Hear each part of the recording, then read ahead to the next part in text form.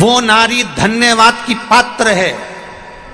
संपूर्ण विश्व में वो नारी सबसे ज्यादा धन्यवाद की पात्र होती है जो अपने पति से, अपने परिवार वालों से थोड़ी देर राम, कृष्ण और शिव की चर्चा करती है। वो धन्यवाद की पात्र है।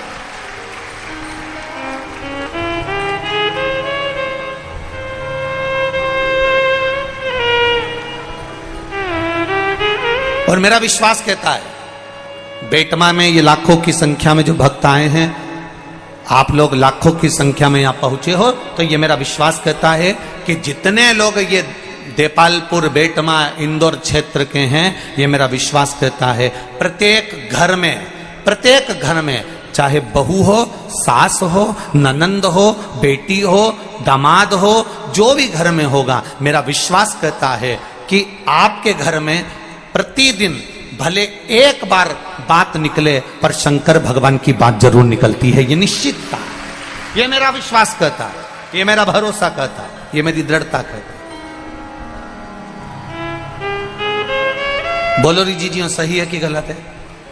आप रोज दिन भर बात मत करो, पर एक मिनट, एक क्षण, एक पल, एक घड़ी बात जरूर निकलती है।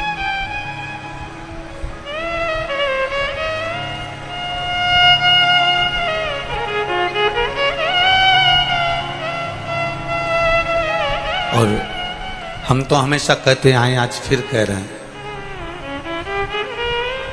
जितनी भी माताएं कथा सुनने के लिए आए, जितनी भी माताएं कथा श्रवण करने के लिए आए, उनसे निवेदन है कि प्रयास करा करो कि अपने घर के पुरुष को भी एक लोटा जल हाथ में देकर शिव मंदिर भेजने का प्रयास करा करो। कारण दिन भर दुकान पर बैठकर वो कमाता है, दिन भर व्यापार वो करता है, दिन भर व्यापार करता है, दिन भर बैठकर कमाता है। सुबह 8-8 बजे से 9-9 बजे से लेकर 12-12, 1-1 बजे तक वो व्यापार करता है। प्रेशर बढ़ल बा। सुबह 8-8 बजे से लेकर 11-11, 12-12 बजे तक वो कार्य करता है। प्रत्येक घर की माता का एक नियम होना चाहिए कि अपने पति से कहे कि 5 मिनट शंकर जी के मंदिर चले जाओ। जो तुम्हारे घर के पास में मंदिर है, जो तुम्हारे घर के करीब में मंदिर है, उसमें जाओ, एक लोटा जल चढ़ाकर। पति पूछेगा क्यों? तू जा तो रही है, तू चढ़ा तो रही है, क्या तेरे जल चढ़ाने से क्या मुझे फल नहीं मिलेगा? पत्नी हाथ जोड़कर कह देना, मैं भोजन करूंगी तो मेरा पेट भराएगा, और तुम भोजन करोगे तो तुम्हारा पेट भराएगा। ये तुम्हारे लिए। पत्नी कमाने नहीं जाती, पति कमाने जाता है, तो झूठ भी उसको बोलना पड़ता है, बेईमानी भी उसको करना पड़ता है, 1 रुपए का 2 रुपया भी उसको करना पड़ता है, छल भी उसको करना पड़ता है, कपट भी उसको करना पड़ता है। पति की कमाई का, पति की जायदाद का हिस्सेदार पत्नी भी होगी, बेटा भी होगा, पर पति ने जो कर्म करा है उस कर्म का हिस्सेदार कोई नहीं होगा, केवल उस अकेले को भोगना पड़ेगा। इसलिए तुम जाओ, 1 लोटा जल लेकर जाओ और जल चढ़ाओ। बहुत विडंबनाओं से भरा हुआ यह मानव का देह और मानव का शरीर है, बहुत विडंबनाओं से भरा हुआ है। मानव का देह, मानव का शरीर बड़ी विडंबनाओं से भरा हुआ है। आज के जमाने में भजन करने वाले कम मिलेंगे, नाम जाप करने वाले कम मिलेंगे, स्मरण करने वाले कम मिलेंगे, कीर्तन करने वाले कम मिलेंगे, भगवान की सेवा करने वाले कम मिलेंगे, दिखावा करने वाले ज्यादा मिलेंगे। अब तुम उसको भी जाने दो। अभी तुम देखो कि इतनी गेहूं की फसल चल रही है, कितनी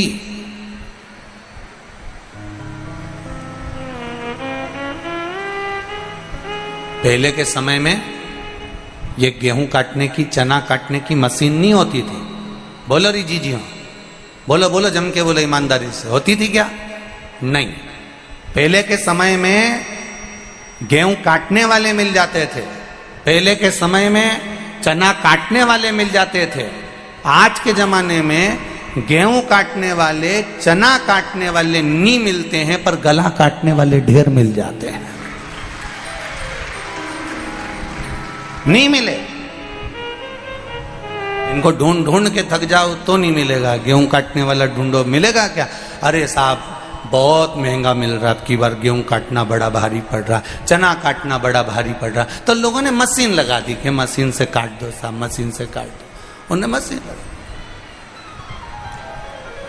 गेहूं चना काटने वाले कम मिलेंगे, पर लोगों का गला काटने वाले, अपशब्द कहने वाले, गाली देने वाले, आड़ा टेढ़ा कहने वाले, कोई चढ़ रहा है ऊपर की ओर, उसका पांव खींचकर नीचे लाने वाले, उसको अपशब्दों पे अपशब्द कहने वाले, कोई उन्नति की ओर आगे बढ़ रहा है, कोई धर्म की ओर आगे बढ़ रहा है, कोई सनातन धर्म की ओर आगे बढ़ रहा है, कोई भगवत भजन की ओर आगे बढ़ रहा है। आज के जमाने में गेहूं काटने वाले मिले चाहे ना मिले, चना काटने वाले मिले चाहे नहीं मिले, पर आज के जमाने में दुनिया को काटने वाले, सनातन धर्म को काटने वाले, कहीं भगवत भजन करने वाले को काटने वाले बहुत मिलेंगे। कोई घर का बेटा सुंदरकांड में जा रहा है तो माता पिता को बुरा लगता है, कोई घर का बेटा भगवत भजन में जा रहा है, घर के लोगों को बुरा लगता है।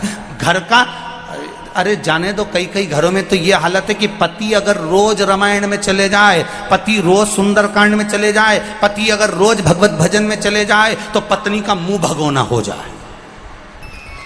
कहां गए थे? केवल सुंदरकांड सुंदरकांड सुंदरकांड, केवल रामायण रामायण रामायण, केवल शिवपुराण शिवपुराण शिवपुराण। तो बाबा जोगी बन जाओ ना। काय को आते हो रात को घर? क्यों आते हो इतनी रात को 2-2 बजे घर? और वही पति सुंदरकांड में नहीं जाए, रामायण में नहीं जाए, और जगदम्बा को घुमाने के लिए आइलैंड ले जाए, जगदम्बा को घुमाने, तो फिर पत्नी इतनी खुश, तुरंत सिर पे पल्लू वल्लू डाल के अब समझ में आया कि उसको उसमें अब उसको सुख मिल रहा।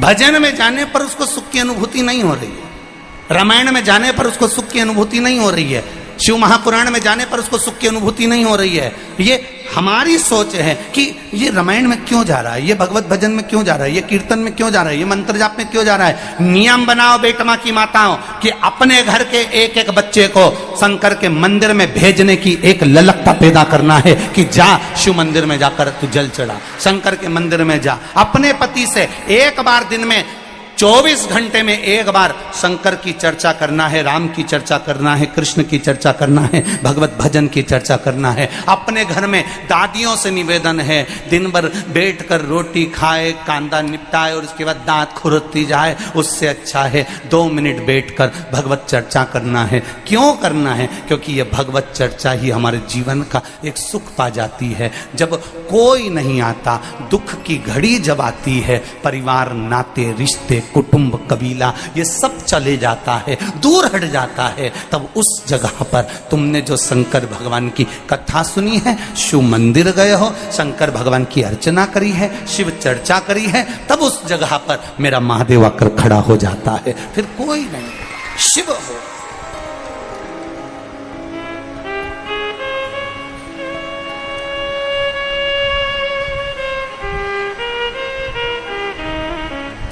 केवल शिव, उसके सिवाय कोई नहीं।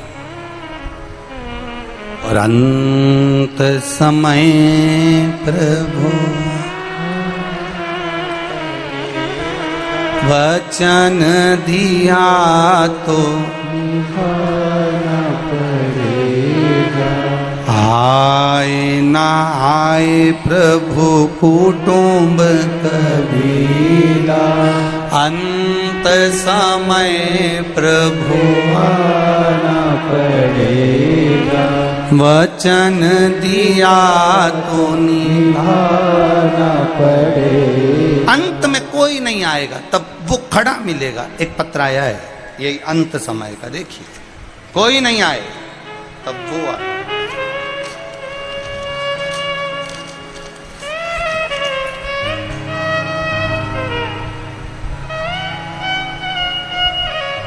मैं कृष्णाबाई सोनगरा, गांव दासरी, जिला इंदौर, मध्य प्रदेश।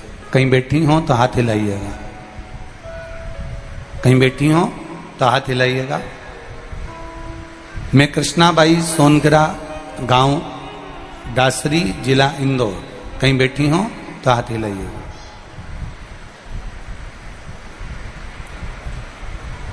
भोले बाबा की महिमा का क्या बखान करूं गुरुजी। पत्र आप भी पढ़ा करो हमारे साथ में, टीवी पर चलता रहता है पत्र, उस पत्र को अवश्य पढ़ा करो।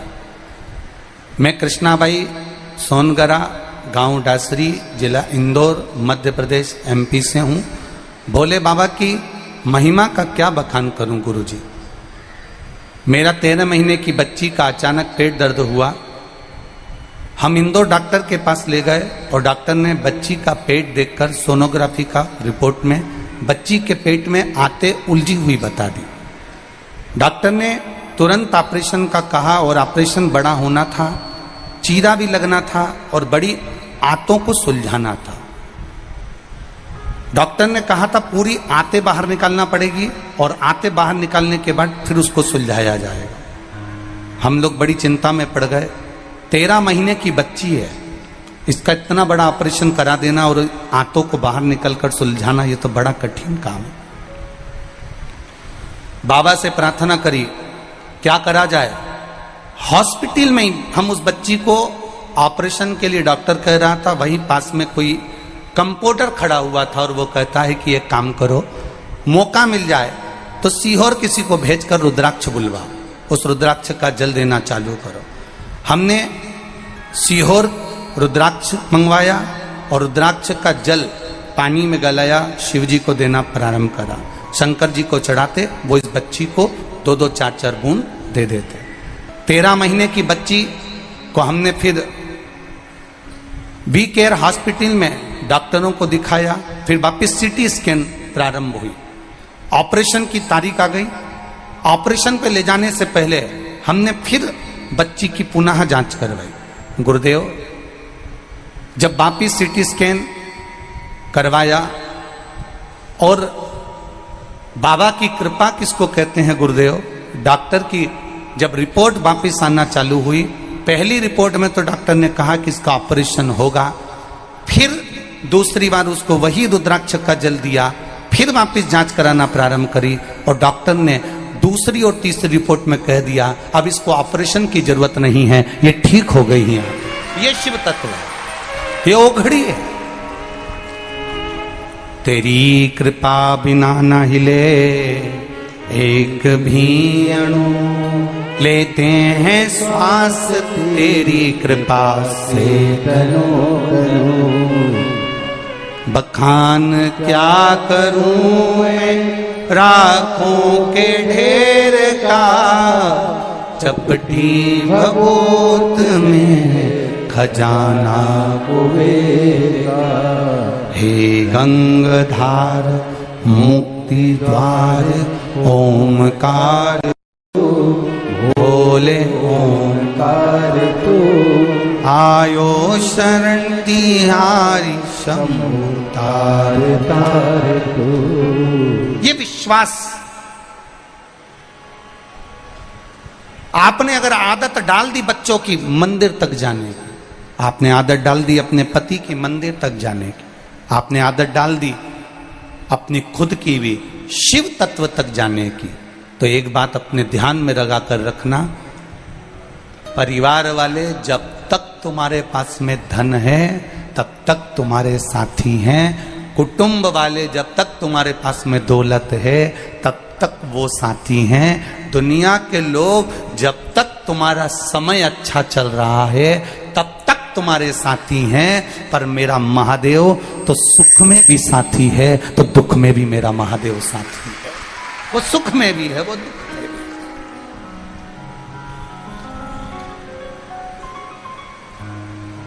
वो एक लाइन आप लोग गुनगुनाते रहते हो ना, जब कोई नहीं आता भोलेनाथ आता है, मेरे दुख के दिनों में वो बड़ा काम है। जब दुनिया का कोई ना आवे, सब तरह से जब हार जाओ, तब वो महादेव तुम्हारे साथ में है। ब्रह्मा, मेरे ब्रह्मदेव ब्रह्मलोक में रहते हैं, मेरे भगवान विष्णु बैकुंठ लोक में रहते हैं, पर मृत्यु लोक का अगर कोई देव है तो वो देव अधिदेव महादेव है, बैठा है। ब्रज भूमि में भगवान कृष्ण पधारे तो महादेव जी से निवेदन करा, मैं ब्रज में आ रहा हूं, क्या आप वहां नहीं आओगे? भगवान कहने लगे, आप चिंता मत करो, हर पल पल में शिव आपको ब्रज में मिलेंगे। कभी भूतेश्वर, कभी गोपेश्वर, कभी यमनेश्वर, कभी चकलेश्वर के रूप में ब्रज की भूमि में मेरे महादेव विराजमान हो गए।